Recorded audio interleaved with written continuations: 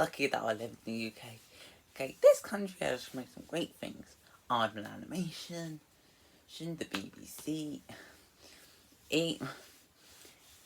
even many different TV shows. Oh, and two of our greatest accomplishments, and the Paddington films.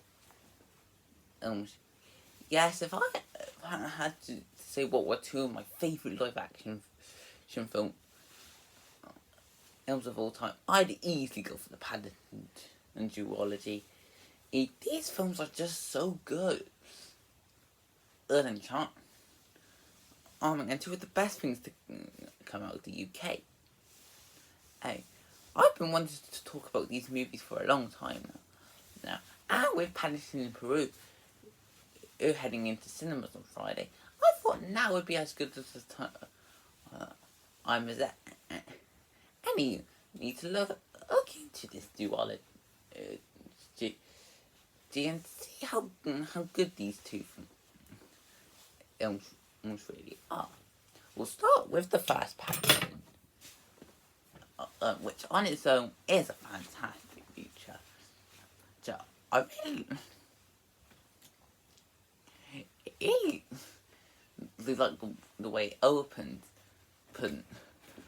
with a little film from the explorer showing how he discovered the bears in Peru, and how he became friends with them, and then cutting many years later, to where we first meet Paddington, with his Aunt Lucy and Uncle Uzo. So, and yeah, the opening is really strong in this movie.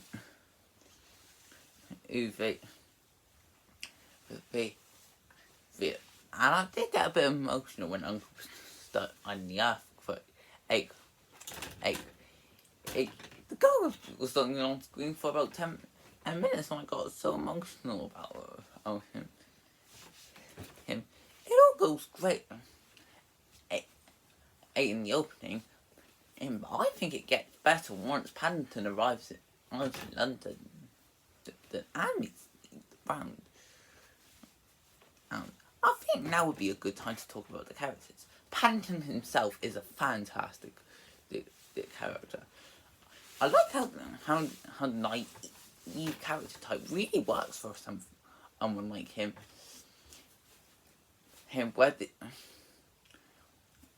He's literally someone who's too kind for this world.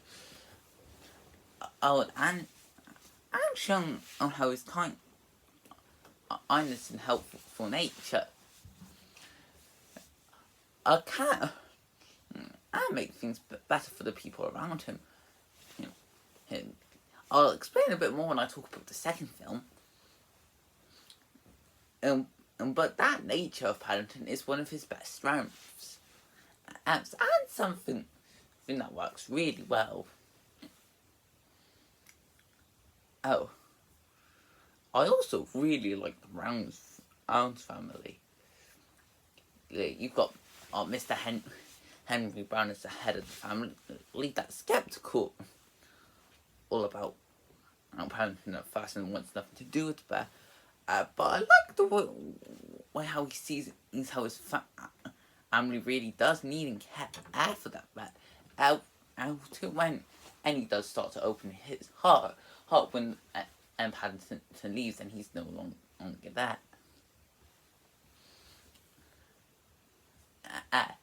Mary's also a really great character, as the first one under the Brown and to accept and look after Paddington. And Jonathan is a fun and little kid.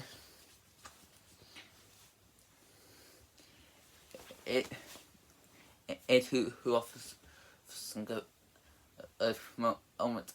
And I like how he wants to have more of an adventurous attitude.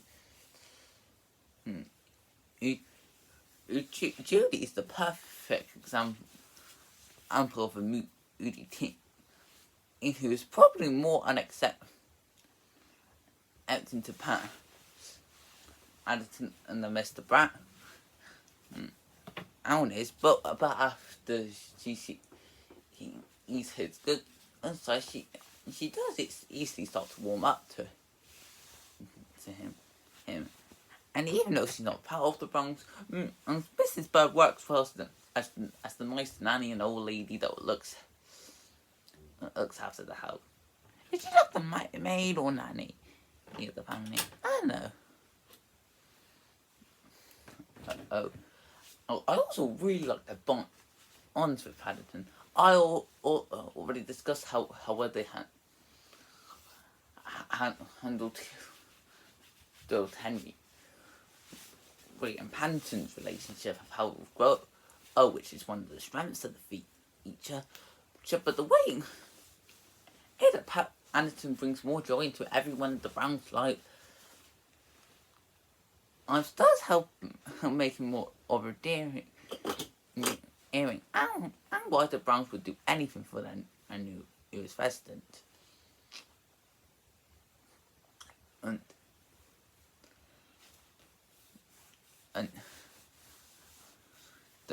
But there is one thing that surprised me on this latest rewatch, and that's how good the villain is. Believe me when I say that Millicent is a really solid antagonist. Yes. I like how while she is a typical hunter villain, her actions make sense. And I like how as soon as when since when mentioned that there was a small omelet on the ship, she easily knows that it's a bear. Also, so with her being the daughter of the explorer, but I like how it's very really subtle with its clues, like giving hints that make sense, and then I'll well explain. And when she reveals herself to Paddington and the audience of who she really is.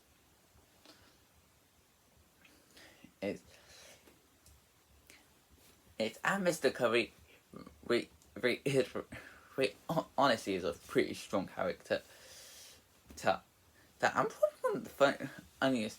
I like how he's very dismissive as it only ends up working for Millicent because as he falls in love with her.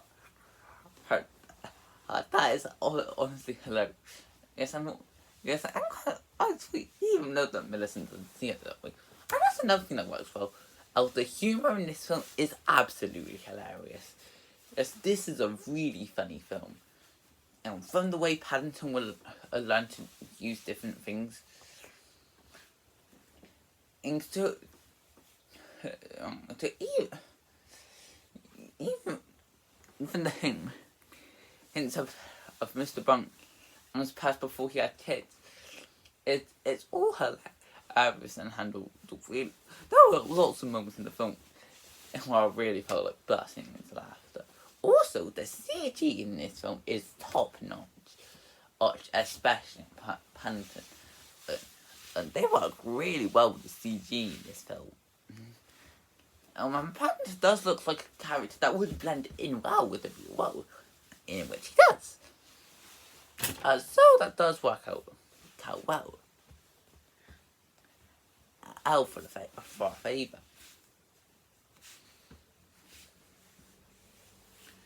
So yeah, Paddington is just a really great film. It's got a nice sense of heart and charm to it. A wonderful cast of characters. Some good CGI. And strong and fantastic humour. A definite must watch for anyone. And an easy 10 out of 10. But if you thought that was good, wait till you see how great Paddington 2 is. Yeah, this sequel's one of my favourite movies of all time. Yeah, I definitely loved this film. And before this recent rewatch, Paddington. But my recent rewatch, I easily fell in love with this film. not only is it an improvement over the original, but like I said before, it's one of my new favourites of all time. I'm once again, Paddington is just such a strong character, and I really do think he works really great. Like I said before, one of his greatest strengths emphasizes his heart and compassion to make things better for the people around him. This is what I consider the best characters of this film. And not to be Paddington or Brown, but rather all the minor characters. Well, their roles are, well, minor. Now, I do love the way it shows how Paddington has changed their lives, especially for the people in Windsor Gardens, where they find Paddington to be a helpful fella to the community, and how it shows that Windsor Gardens isn't the same when he gets low. And yeah, Paddington goes to prison, which is one aspect I do really like about these movies. But this is how it's changed the tone. The first is kind of like an action-inspired thriller, mainly with Millicent trying to get at Paddington, and the second is kind of like a whodunit.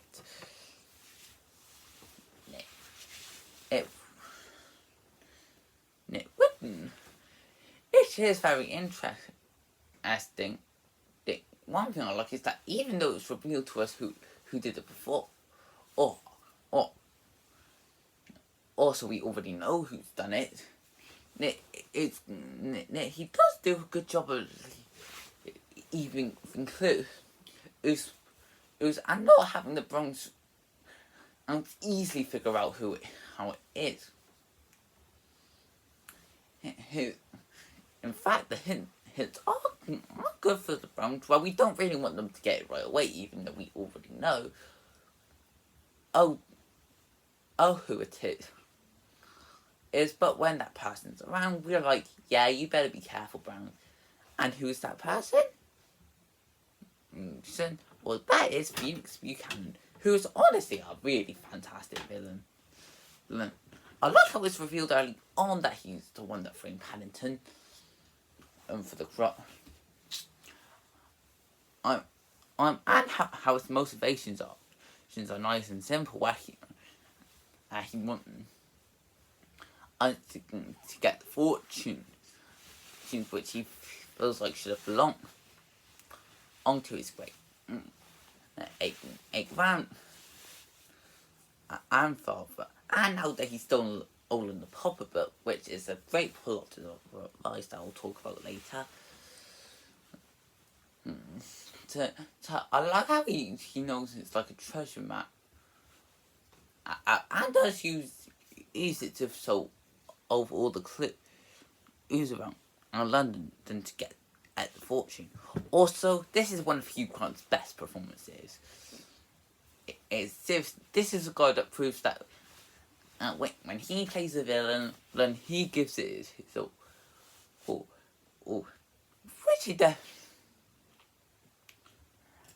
shown. Last year in Dungeons and Dragons on Thieves, when he played one of the main villains of that film, Forge. Orange. Anyway, but once again, his acting is really good. And a lot of when Phoenix is talking to his cat, asking costumes, he gets into the characters of those costumes and talks the way they would talk. Honestly hilarious.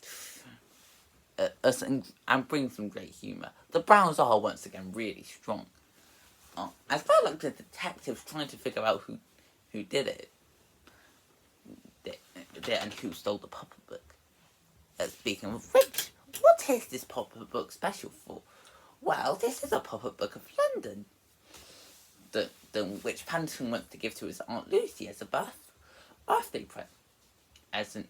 can I just say that Aunt Lucy is such a sweet character. She's not given much screen time in these movies, but the screen time she does us get tells us everything we need to know. She's a caring old grandmother that loves Paddington, and someone that Paddington wants to pay back to say thank you. And as she's done everything for him, now it's his time to return the favour. But hence why he tries to get a job. I honestly found the scene within the barber being really hilarious. Like the first film, the humour is fantastic and honestly hilarious, even funnier than the first film. But that scene was just us fun. And I love how the character he shaves the head off isn't just in that one scene. He comes back as the judge later in the film, and which makes Paddington's situation even harder to get out of.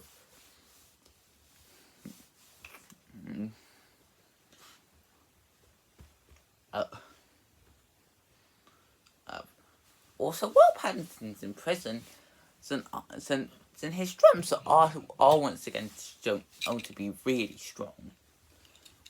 Especially how he managed to friend and the toughest guy in the prison, Knuckles. Because I like how he's like this big brute that everyone in the prison is afraid of. To the moment when Paddington tries to complain about the food that all that can able was on the officers. It's like I'm calling a medic, Dick for the canteen, because as he like knows that Paddington isn't getting out there.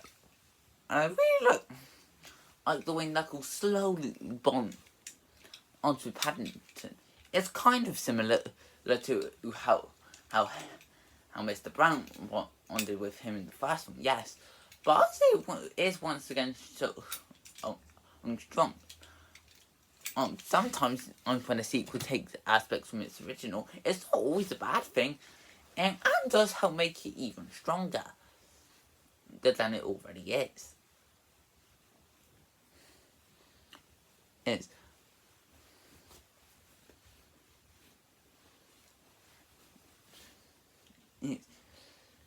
so yeah, like the previous films, and Paddington 2 is just fantastic. An easy improvement on the first film with a really great and exciting story, really good visuals, with once again very lovable characters, and some strong humour. Like the first film, or for fans of the first film, this is honestly an absolute must watch. You definitely won't be disappointed with this one. And this is an easier 10 out of 10 than the first one, because this one was just fantastic.